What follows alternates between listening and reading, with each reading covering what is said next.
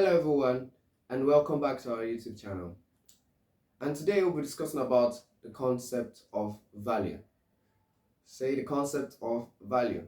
So I said I was going to share a story of when I was in 100 level and I moved around with this group of people, we're all moving around to classes, going to cabs. And I remember that there got to a point where my classes were not consistent and I had to miss some of all these moving around with the group.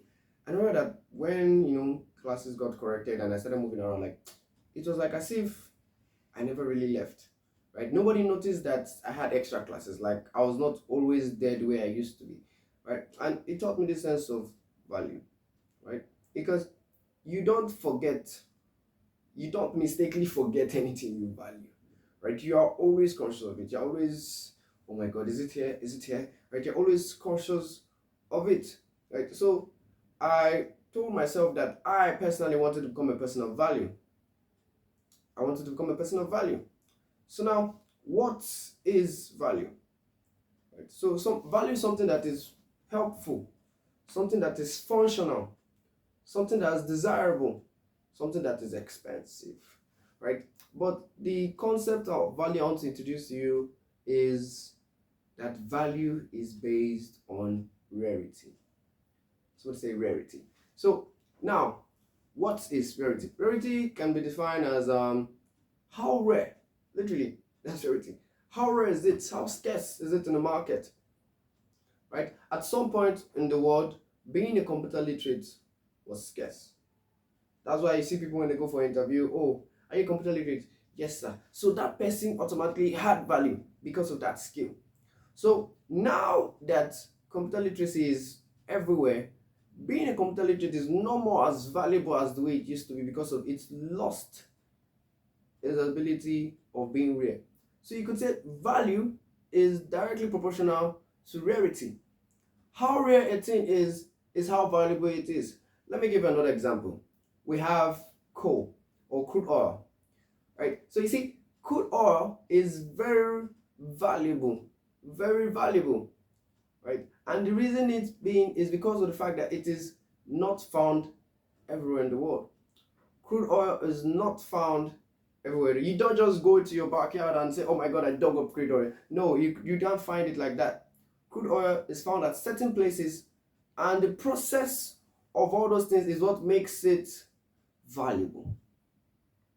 Now, you see, being a person of value or being valuable is not by accident, right? You don't just wake up one morning and be like, oh my God, like I became valuable overnight. Like, my guy, how far? Like, I just realized that I became valuable. No. It doesn't happen that way. No, it never has and it never will, right? Value is gotten through intelligent planning, a zeal to improve, and commitment. Intelligent planning, a zeal to improve, and commitment. It is a process. Being a person of value, it's a process. You don't wake up into it. You see, when God was creating us, right, He created us to be valuable because of He made us rare. You see, no matter how identical twins are, they will never have the same fingerprint. So when God in this creation was creating man, He made man rare. In quote, He made man a person of value. He made man a person of value. So being valuable, you need to be able to capitalize on your rarity. Capitalize on your rarity. A lot of people lose their value because they want to be like everybody else. They want to be part of the group, right? I tell some of my students, I tell them that I am weird. Yes, I like being called weird because when you tell me that I'm weird, it means I'm not you. It means we're not the same. That means I'm valuable, right? I'm valuable because of I'm weird. You see, one of them came to meet me and said, that they were called weird. I said, weird is another way for saying different. That you're special. You don't move the way everybody move. You don't talk the way everybody talk, right? That means you're rare, right? So valuable is based on rarity. I believe that if you don't go anything in this video, is the go with the fact that value is based on rarity. So now let's go into the type of value that we know. So we have the monetary value. That's things like shares, bitcoins. I think bitcoins, cryptocurrency. Cryptocurrency, it's a thing of value, right? So when you have a certain amount of Bitcoin, you can, trade it out for certain things, right? Another type of value is emotional value. So emotional value, you have certain songs, certain movies, right, that appeal to your emotion. So those certain things have emotional value, right? Then we have what we call functional value. So a good example of functional value, one of the most perfect example of functional value is water. Water is so functional, right? You could use it to do almost anything, right? You could use it to have a bath, you could drink it, you could cook with it, you could wash with it, right? So water is so functional, right? So water has a functional value. Water has a functional value. But what I'll be speaking a lot more in more videos on the left is self-value. I'll be focusing on self-value.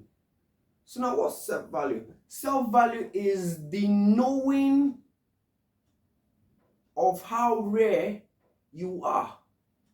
Right? Knowing of how rare you are. That's my own definition of self-value. The knowing of how rare you are. Knowing the fact that I am this and nothing can change it. Right? Like I keep saying myself, I raise up my shoulders high because I know I'm valuable. No matter any organization I in, no matter any place that I walk into the place, I am valuable because of what I can bring to the table. I'm not like everybody else.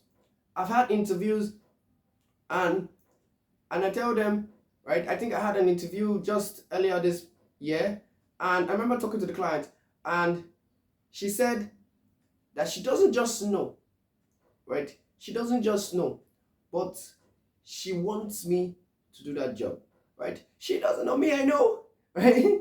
Because I'm a person of value, right? I'm a person of value, right? So being valuable is very important, right? And like I said earlier, it's a process. So let's go into how to measure value. So there's certain exercise, certain questions you could ask yourself, like about how valuable I am, right? One of it is your identity. First of all, you need to know who you are, right? Let me give you an example of just how much identity could help in knowing your value. Are you aware that if the richest man in the world is your father, right, you become a person of value because of the identity of your father? I don't know if you follow me. So you become a person of value because of your identity of your father. So knowing who you are, right, knowing you are can help you boost your value to an extreme rate, right? Now the next thing is knowing your strengths and your weaknesses. You need to know what you can do or what you can't do. What you can do or what you can't do. I personally cannot teach you how to build a laptop, right? I can't teach you how to build a laptop, right? I can teach you so many other things, but I can't teach you how to build a laptop. That's my weakness. So I know it's my weakness. So you don't see me going on YouTube going to, oh, this is a tutorial on how to build a laptop. No, it's not it, right?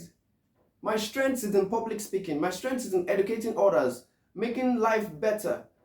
So that's why I'm here, right? That's why I'm here. I'm here to shift your mindset on value. So I'll be rounding up with this quote. And it says, it's all right if nobody knows you. It's all right if everybody doesn't know you. But it's not all right if you don't know yourself. Thank you for having me once again. Please do like, share, and subscribe. And we'll see you on Thursday, where I'll be talking about how to create value.